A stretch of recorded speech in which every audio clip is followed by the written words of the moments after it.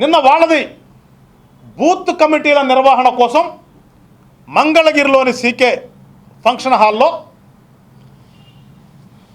వాళ్ళ యొక్క సమన్వయకర్తలు, వాళ్ళ ఇన్ఛార్జీలు, వాళ్ళ సంబంధించిన నాయకులందరితో కూడా బూత్ కమిటీలను ఏ రకంగా నిర్మాణం చేసుకోవాలి అనే దాంట్లో స్పష్టంగా మళ్ళా చెప్పాడు. వాలంటీర్లు రేపు జరగబోయే 24 ఎలక్షన్లో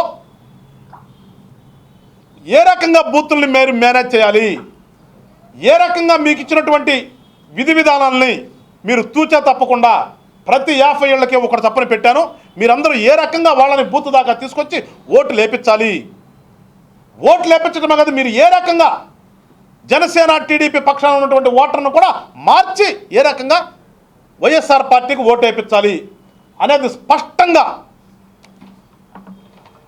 వాళ్ళ మీటింగ్లో తెలియపరిచి వాళ్ళకి కొన్ని పాంప్లెట్లాగా వాళ్ళకి విధి విధానాలు, బూత్ను బలోపేతం చేయడానికి బూత్ అధ్యక్షుల విధులు మరియు బాధ్యతలు, మీ బూత్ని సిద్ధం చేయటం ఎలా అని ఒక పవర్ పాయింట్ ప్రజెంటేషను ముఖ్యమంత్రి గారు మొన్న జరిగినటువంటి వాళ్ళ నాయకులు, కార్యకర్తలు, సమన్వయకర్తల మీటింగ్లో స్పష్టంగా ఇది పంచాడు. మీకు నేను ఇప్పుడు చూపిస్తున్నటువంటి ఈ 3 పేజీల బ్రోచర్ని వాళ్ళందరికీ కూడా ఇచ్చారు. దీంట్లో ఏంటయ్యా ఈయన చెప్పిందంటే, ఒక నిమిషం మనం మొత్తం చదివితే, మేము సిద్ధం, మా బూత్ సిద్ధం, బూత్ కమిటీ నిర్మాణం. బూత్ కమిటీ నిర్మాణం ఎట్లా ఉంటుంది?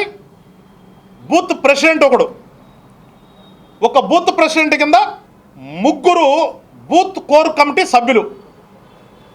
వాళ్ళు ఎవరుంటారు? బూత్ కోర్ కమిటీ సభ్యుల్లో వాళ్ళ పార్టీ వాళ్ళు ఉంటారు. ఆ 3 ప్లస్ మళ్ళా ఆ 3 ఒక్కొక్క బూత్ కోర్ కమిటీ సభ్యుడి కింద ఒక వాలంటీరు, ఒక గృహసారథి. అంటే ఒక బూత్కి వచ్చేసి బూత్ ప్రెసిడెంట్ కింద 3 కోర్ కమిటీ సభ్యులు ఉంటే ఆ 3 కోర్ కమిటీ సభ్యుల కింద మళ్ళా తిరిగి ఒక్కొక్క వాలంటీర్ని, ఒక గృహసారథిని ఈ బూత్ కమిటీ నిర్మాణంలో పెట్టారు.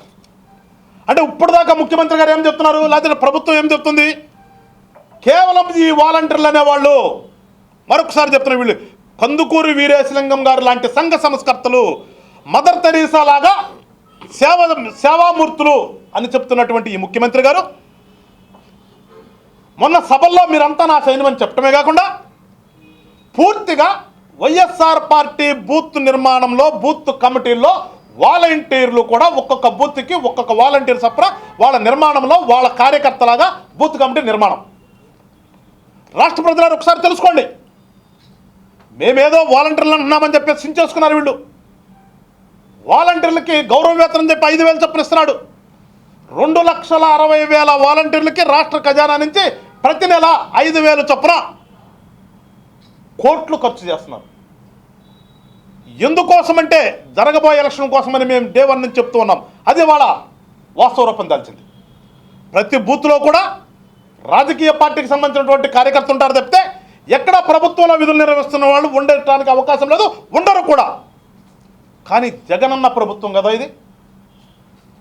జగనన్న ప్రభుత్వంలో ప్రభుత్వ సొమ్మిచ్చి వాళ్ళని వీళ్ళకి రేపు ఓట్లు వేయించుకునేటువంటి బూత్ కమిటీలో ఒక భాగంగా చేశాడు.